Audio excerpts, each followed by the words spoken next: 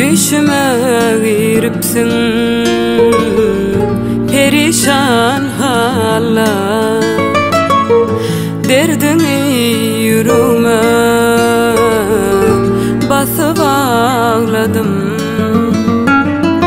Sen geldin karşımda, gözlerin yaşlı, hasretin dağını yıkıp ağladım. Sen geldin karşımda, gözlerin yaşlı,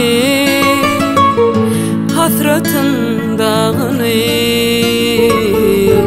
yıkıp ağladım.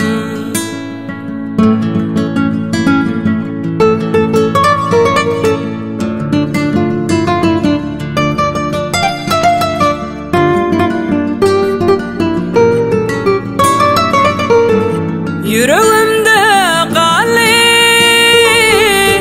sırrın açılma, durmuş başka bolli baltın içilme. Çümedik akvala ne kayıl bolma, derdini yüreğime basıp ağladım. Çümedik akvala ne kayıl bolma, derdini yüreğime basıp ağladım.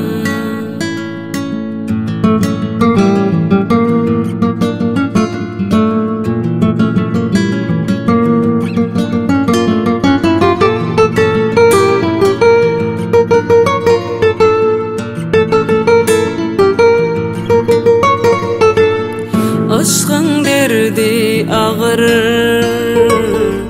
bollu çekerden, sen keşfin gözledim yarım her yerden. Kalbıma bolsun deyip ağlayacak melhem,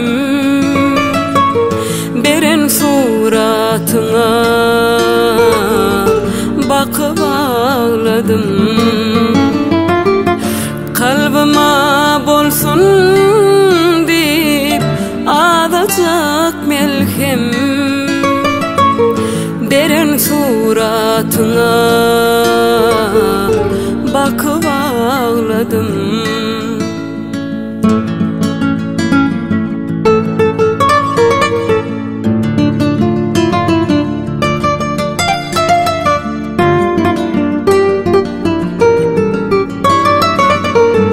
Yüreğimde kalı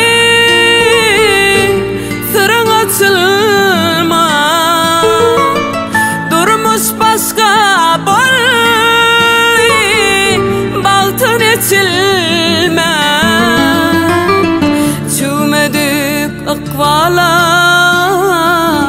ne kayıl bolma, hasretin yüreğime basıp ağladım.